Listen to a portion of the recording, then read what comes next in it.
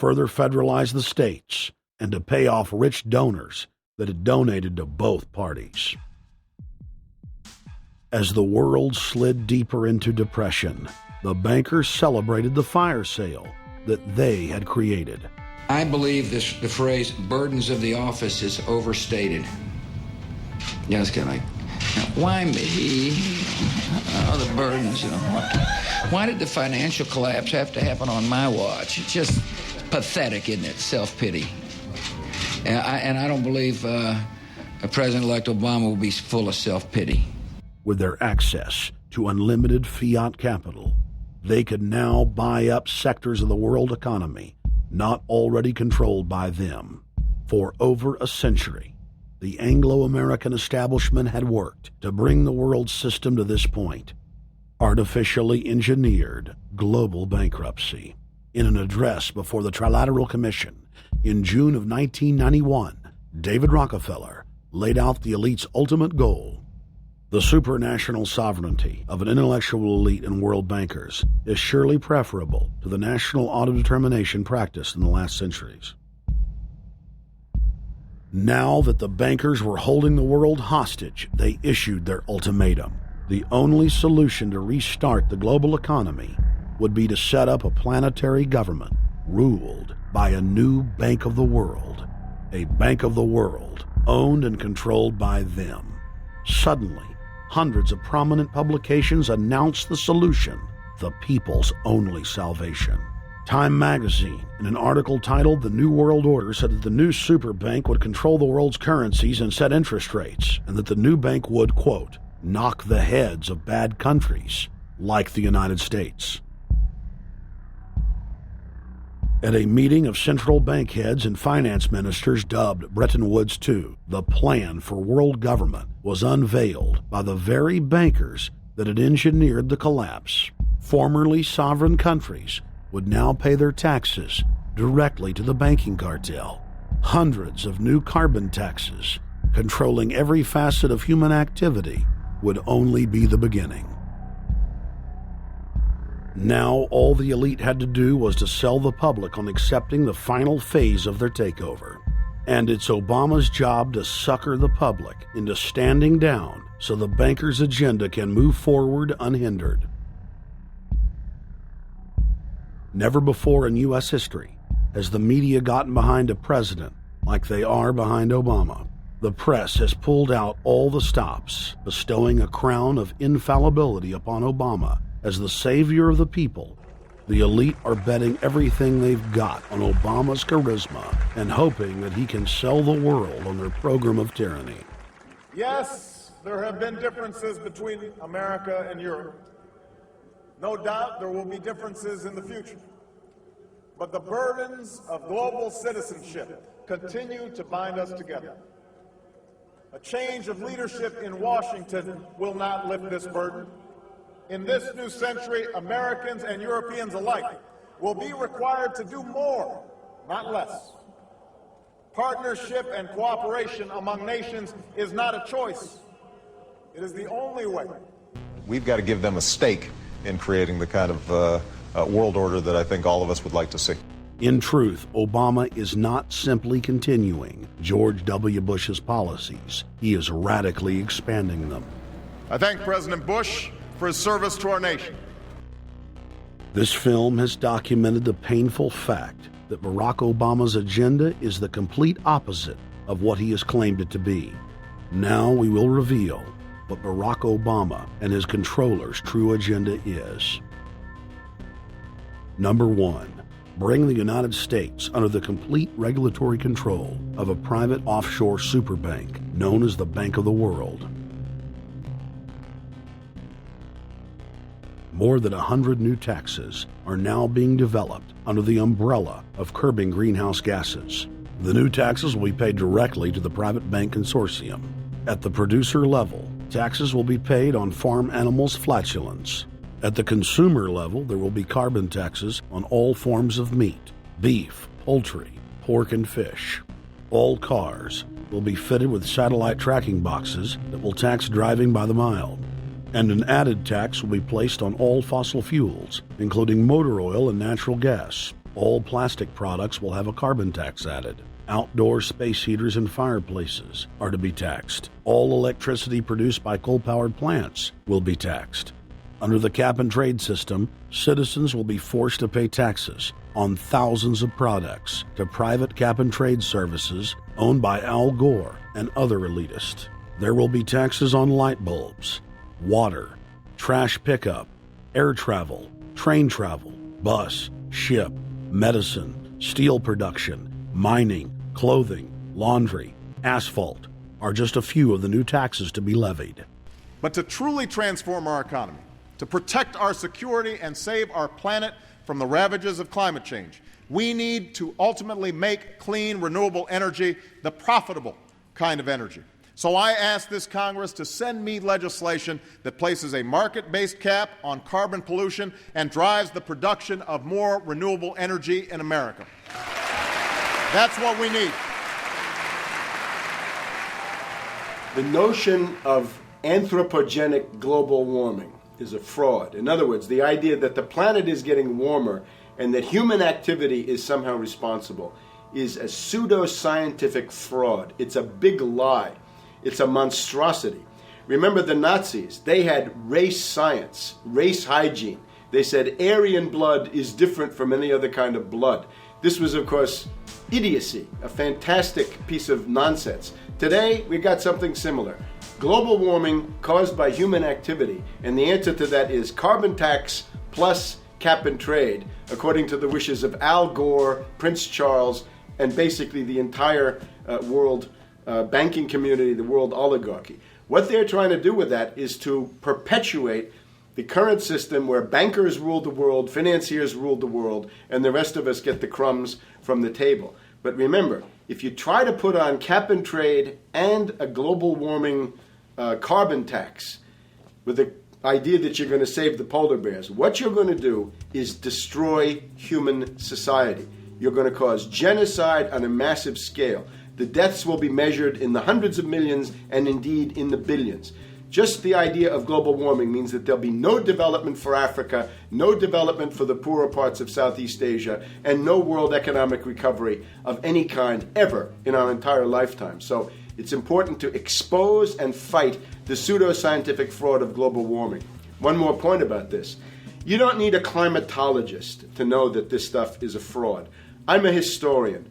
I can tell you, in the last 1,000 years, we had a period of very warm temperatures called the medieval warm period, where all kinds of grapes and semi-tropical stuff was growing very far into the northern hemisphere. That was about 1100, 1200.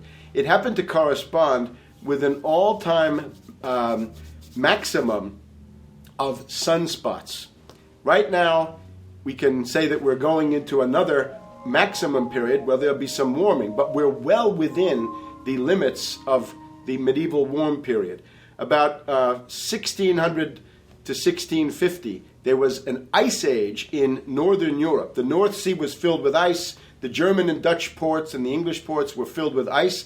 That corresponds to an all-time minimum of sunspot activity, the Spörer minimum and the Maunder minimum. So this has largely got to do with solar activity. We can see that other planets, not just the Earth, are warming slightly as a result of increased solar activity. But we're well within the minimum. So what the oligarchs claim to be an open and shut scientific case is a piece of pseudo-scientific nonsense, and it should be rejected.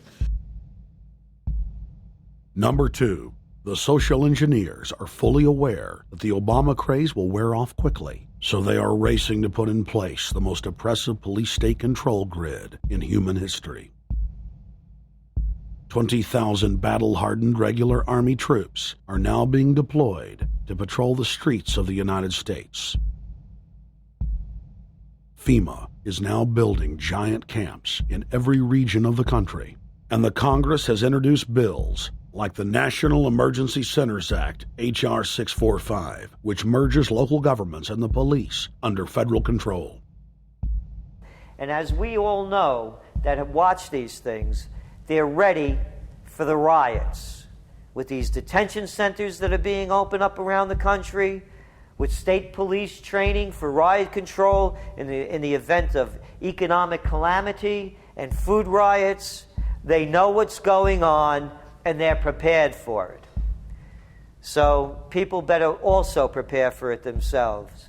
Anyone that's not prepared for what's going to happen, they deserve what they get, because there's enough information out there pointing to the problems, and they should take all precautionary actions. Next, Obama ordered the Defense Department to issue DoD Directive 1404.10, establishing a 1 million person civilian army under his control. Simultaneously, Obama launched USAService.org. The new website deceptively masquerades as a federal agency, but in reality is a recruiting tool building a separate, completely private army outside of government that takes orders directly from Obama's controllers.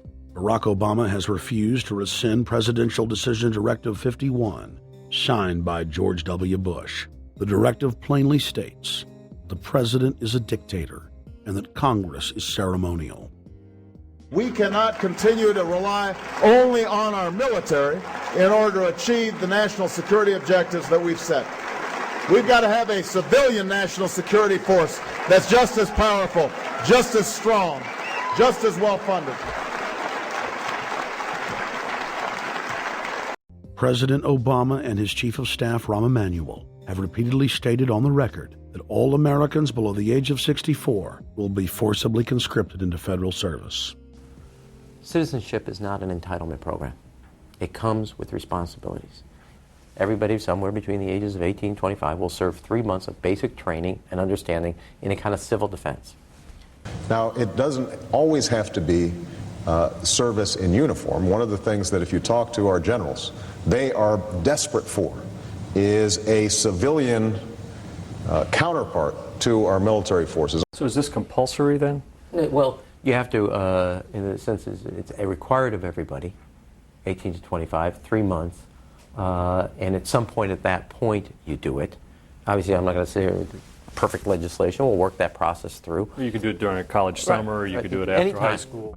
If you have a demagogue with a fanatical mass movement of personality cultists who is imposing the program of a group of extreme bankers and finance oligarchs, that's fascism.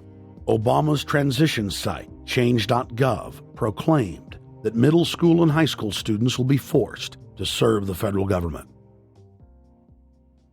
Fascism is gutter up, streets up, hooligans, thugs, fervently idealistic students, swarming adolescents, just the kind of thing you see around Obama. The way you get a population to enslave itself when the police and the army are no longer enough to do that. So I think that's if you're a left liberal, it's time to open your eyes to that. All young Americans between the ages of 18 and 24 will be conscripted into a paramilitary domestic security force. If Obama has his way, adults and seniors will also be forced into other forms of service for the betterment of the homeland. Number 3, disarming the American people. Obama operatives in the Congress have introduced more than 10 bills that would end the Second Amendment as we know it. H.R. 1022 would allow the new Attorney General Eric Holder the dictatorial power to ban any gun he wishes at will. In 2008, before the Supreme Court, in the D.C. gun ban case, District of Columbia versus Heller, Holder argued for the complete disarmament of the American people and that only the military should own firearms. H.R. 257 would ban all youth shooting sports, including YMCA and Youth Olympic shooting clubs. H.R. 45 would force all gun owners to undergo federal psychological screening, registration, and testing to keep their firearms. White House Chief of Staff Rahm Emanuel has proposed the extrajudicial banning of any American on the fraudulent no-fly list from owning any firearm. That is, if you are on the no-fly list because you are known as maybe a possible terrorist, you cannot buy a handgun in America.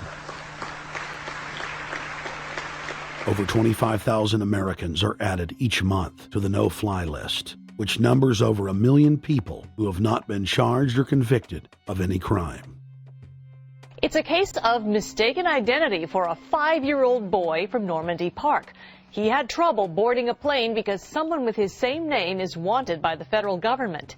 King 5's Mimi Jung is live at SeaTac Airport to explain. Mimi. Lori, it's hard to believe that a 5-year-old could be considered a threat, but that's exactly what happened here at SeaTac last week when Matthew Gardner showed up for a flight to LAX. As 5-year-olds go, Matthew Gardner is about as harmless as you can get.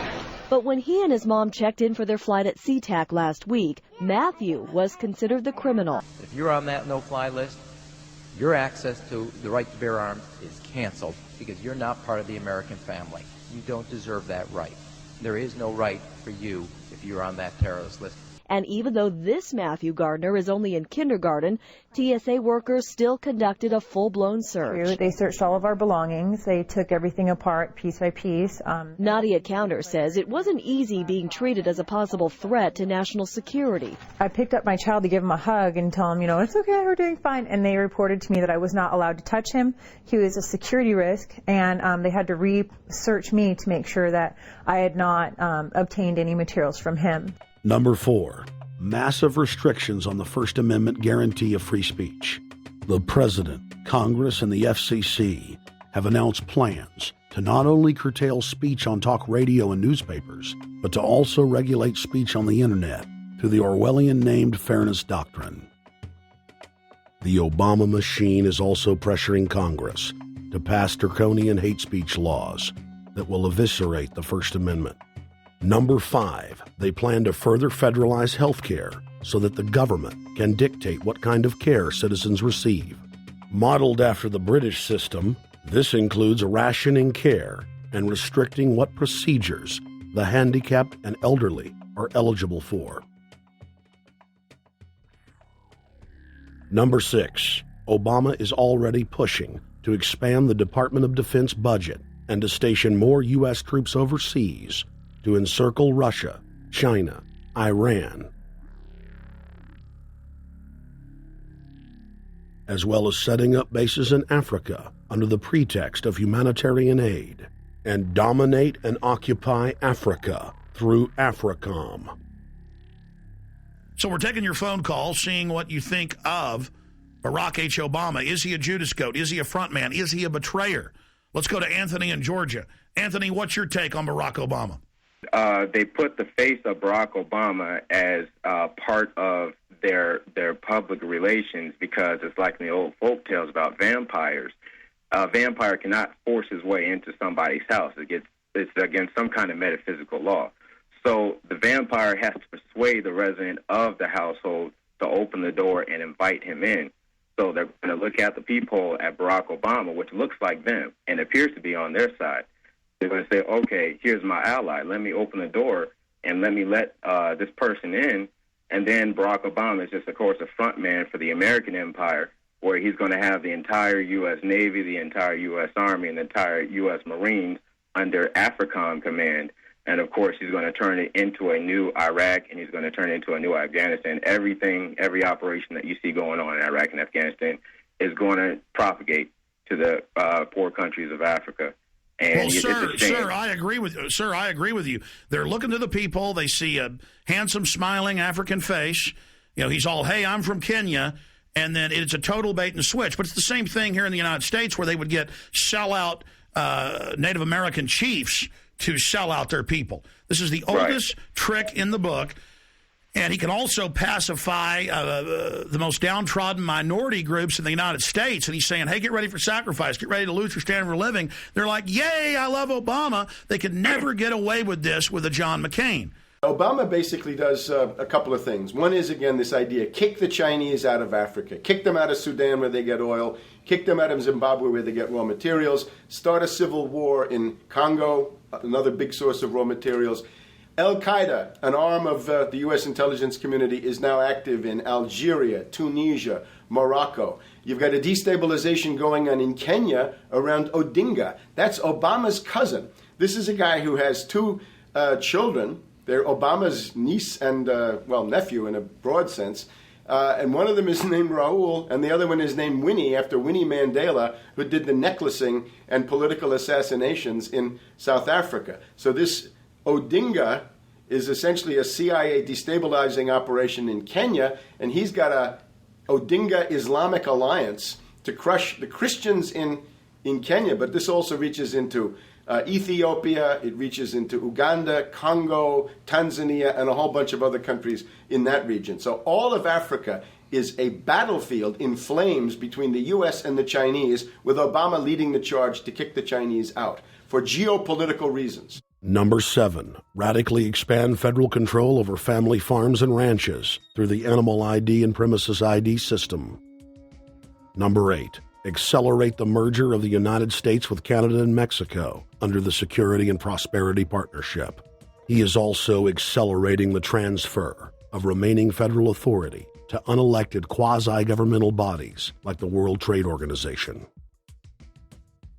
Number 9, Obama must convincingly play the part of the president and convince the people of the United States that the buck actually stops with him. This is critical to the globalist master plan because in 4 to 8 years, Obama must take the blame, as Bush did, for the New World Order's horrific agenda. At that point, the elite will put a new puppet in the ceremonial seat of power and build him up as the savior, only to tear them down again. And so the process is repeated over and over. For their program to work, it is essential that the people not learn that the presidency is now nothing more than theater, because if they did, the people would stop looking at the pawns and start looking for the king. Through this system of deceit, the elite's criminal agenda can continue forever because the people waste all of their political energy debating the media spectacle instead of investigating the globalist agenda. Number 10, it's Obama's job to sell the public on globalist policies that aren't in the people's best interest, but the overlords have many salesmen. His most important function is to protect the criminal oligarchs from prosecution while they loot the economy worldwide, start new wars, and engage in torture. They're called Generation O, and they were the key to Barack Obama's White House win. During the campaign, Barack Obama used the internet like no other candidate before him, harnessing the energy of millions of his supporters. But the question now is, what to do with this young, eager, energetic army? This gives Barack Obama and his administration contact information for so many people, so next time he needs to push his legislation, he can contact all these people. Kennedy-esque. I feel as though this was like when John F. Kennedy was elected. Shouting, smiles, and tears. It was the scope of Obama's victory that was most impressive. I saw a photograph of Obama playing basketball, and I said, you know what? I see him as a leader, and that's the world that's in his hands. Own a piece of history, commemorating the day the world changed forever. His confident smile and kind eyes are an inspiration to us all. In summation, Barack Obama is a Madison Avenue created fad. All of the crazed Obama worship, being pushed by the corporate media, is scientifically designed to capture the public in a net of peer pressure mass euphoria. If the New World Order can just distract the public for a few more years, the elite can finish constructing their police state control grid. Now, a lot of times, we don't want to know the issue. Right. We don't want to know the issue. We feel, what do you call this thing where you get this false sense of gratification, but because a black man is in office, everything's going to be all right. No, everything's not going to be all right. Yeah. Until you look into the agenda and what the Democratic Party has been about, is about, and will be about, regardless if Barack Obama is the president or not. And that's real. Barack Obama is the perfect Trojan horse. He makes the people feel like they finally have a place at the table, even as he betrays them. I won't have to worry about paying my mortgage. Oh, it's such a blessing to see you, Mr. President. Thank you for taking time out of your day. Never in my life would think that this would ever happen. Sadly, many Obama supporters can't see what's right in front of their faces because they've already invested their very identity in this artificially created cult movement. Throughout history, it has happened over and over again. People turn their intellect over to cult of personality mass movements, and it's happening again. The evidence presented in this film is documented fact, and those that ignore what history has taught us do so at the peril of us all. As frightening as the information in this film is, there are many things we can do to stop the globalist agenda dead in its tracks. First, we expose the cult of Obama for what it is, a sad hoax. Next, realize that we are all being propagandized 24/7. Investigate all information for yourself, be it political parties, the media, or this film. Be aware of the tricks that the elite use, like the staging of false flag terror attacks and other crises. Rediscover the Constitution and Bill of Rights. Promote a culture of true liberty. There is a reason the internationalists are attempting to destroy the sovereignty of all 50 states. They know it is one of the biggest threats to their domination. The federal government has been completely hijacked by foreign interest, and more than 25 states have recognized this fact and are moving to block the New World Order at the state level by declaring their 10th Amendment